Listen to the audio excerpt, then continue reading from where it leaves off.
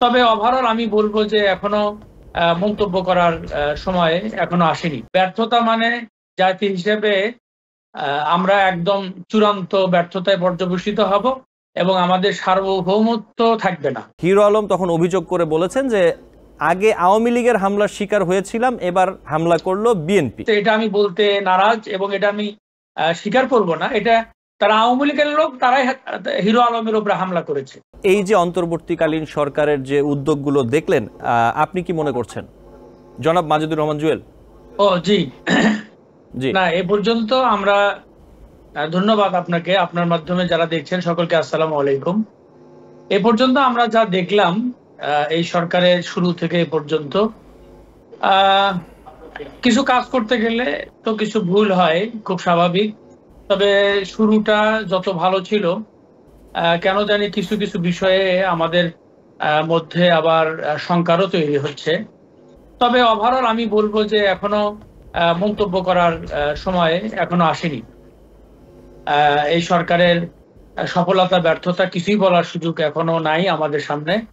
তবে এতটুকু বলবো যে ব্যর্থতার কোনো সুযোগ নেই, আমাদেরকে সফল হতেই হবে। ব্যর্থতা মানে জাতি হিসেবে আমরা একদম চূড়ান্ত ব্যর্থতায় পর্যবসিত হব এবং আমাদের সার্বভৌমত্ব থাকবে না। সো আমাদের এখানে ব্যর্থতার কোনো সুযোগই নাই, ব্যর্থতার কোনো অপশনই নাই।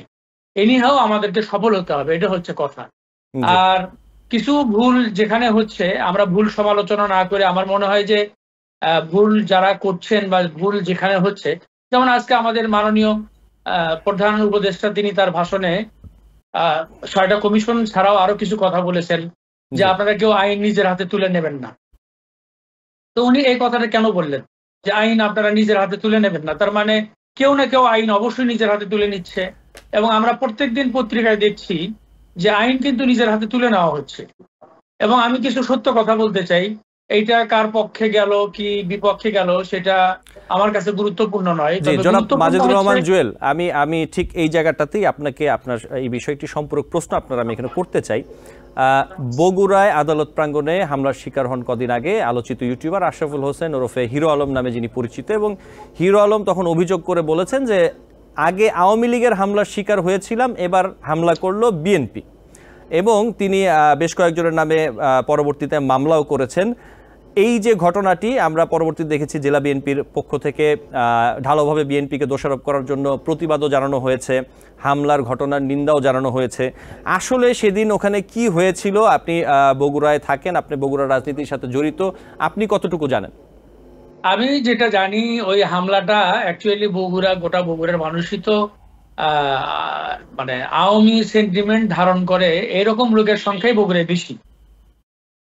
তো বগুড়ায় আসলে হিরো আলমকে গোটা দেশে যতটা বা মিডিয়াতে যতটা খুব গুরুত্বপূর্ণ করে দেখা হয়, বগুড়াতে হিরো আলমকে ওইভাবে গুরুত্বপূর্ণ ভাবে দেখা হয় না। আমি এই কথা বলে তাকে ছোট করতে চাচ্ছি না, আবার তার উপরে যে হামলা হয়েছে সেটাও আমি জাস্টিফিকেশন করতে চাচ্ছি না। তবে তার উপরে যারা হামলা করেছে, আমি আমার অফিস থেকে এর দূরত্ব ওয়াকিং ডিস্টেন্স 5 মিনিটস। তো 5 মিনিট গেলেই এখান থেকে কোর্টের দূরত্ব, আমি যেখানে বসে থেকে কথা বলছি। তো আমি এটা জানার এবং বোঝার চেষ্টা করছি, খোঁজ নিয়েছি। হিরো আলমের উপরে যারা আক্রমণ করেছে, মুহুরী নেতা, 2 জন মুহুরী নেতা, একজন দেখবেন খুব স্বাস্থ্য ভালো, আমি নাম বলছি না, আমার বাড়ি বগুড়া, তাদের বাড়ি বগুড়া, আমি নাম বলতে চাই না। না জি ঠিক আছে, আপনি না বললেও যাদের আক্রমণ করেছে সে 2 জনই আওয়ামী লীগের রাজনীতির সাথে জড়িত এবং তারা মুহুরীদের যে সংগঠন আছে সেই সংগঠনের নেতা।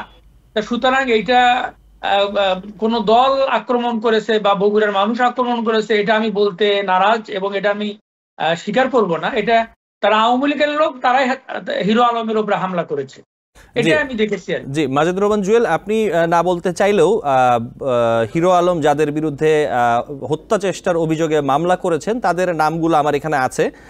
8 জনের বিরুদ্ধে তিনি মামলা করেছেন। আমি জানি না ওনারা আওয়ামী লীগের না বিএনপির অথবা কোন রাজনৈতিক দলের, কিন্তু আমি আসলে যেটা বোঝার চেষ্টা করছি অথবা দর্শকদেরও সামনে তুলে ধরার চেষ্টা করছি যে হিরো আলম হোক অথবা যেই হন না কেন, এই যে ঘটনাটি ঘটলো আদালত প্রাঙ্গণে হামলার মতো ঘটনা, বিএনপিকে দোষারোপ, আবার আওয়ামী লীগকে দোষারোপ, সেটা যেটাই হোক, এই যে রাজনীতি, আমি যেটা বলতে যাচ্ছি মাঠ পর্যায়ের যে রাজনীতির অবস্থা আসলে কি হচ্ছে আপনাদের ওখানে, আপনাদের এখানে রাজনৈতিক পরিস্থিতিটা কি? কারণ আমরা যদি যে একটু যোগ করি, আমি কাইন্ডলি একটু যোগ করি, যেমন গত 11ই আগস্ট কিন্তু বগুড়ায় দলীয় শৃঙ্খলা ভঙ্গের কারণে স্বেচ্ছাসেবক দল ও যুব দলের 6 নেতাকে আসলে অব্যাহতি দেওয়া হয়। কেন দেয়া হয়েছিল, কি পরিস্থিতি আসলে আপনাদের এখানে? জি, আমি হিরো আলমের প্রসঙ্গটা একটু শেষ করে নেই। সেটা হচ্ছে যে প্রধান 2 জন হামলাকারী আমি দেখেছি, আমি তাদেরকে চিনি, তারা আওয়ামী লীগের রাজনীতির সাথে জড়িত। আর হামলা সেটা আদালত পাড়াতেই হোক আর বাইরেই হোক, কোনো হামলাই মানে গ্রহণযোগ্য নয়, নিন্দনীয়, অবশ্যই নিন্দনীয়। সেটা আদালত পাড়ায় হোক, আদালতের বাইরে হোক, আদালতের ভিতরে সেটা আরো নিন্দনীয়। কিন্তু একটা বিষয় আপনাদেরকে খেয়াল রাখতে হবে যে পুলিশ কিন্তু এখনো ফাংশন করতে পারছে না সঠিকভাবে, এবং পুলিশের আপনার খুব স্বাভাবিক, এটা স্বাভাবিক ব্যাপার। পুলিশ এখন একটা ট্রমার মধ্যে দিয়ে যাচ্ছে। পুলিশ, আওয়ামী লীগ যেমন পুলিশকে একটা গণশত্রুতে রূপান্তরিত করেছিল, তারা অনেকে পালিয়ে গেছে, অনেকে জয়েন করেনি।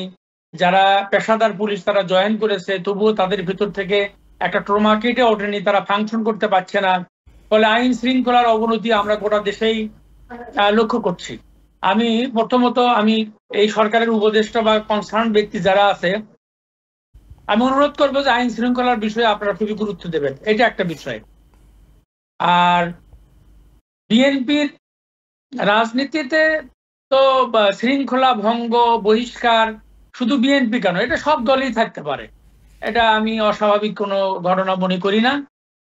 যে কোনো রাজনৈতিক দলে দলীয় শৃঙ্খলা ভঙ্গ হয়, শাস্তিমূলক ব্যবস্থা হয়, এটা শুধু বিএনপির ব্যাপারে যে প্রযোজ্য তা না, সব রাজনৈতিক দলের ব্যাপারে একই কথাই প্রযোজ্য। এই নিউ ইয়র্ক থেকে সম্প্রচারিত TVN 24 টেলিভিশন, বিশ্বজুড়ে বাঙালির কণ্ঠস্বর।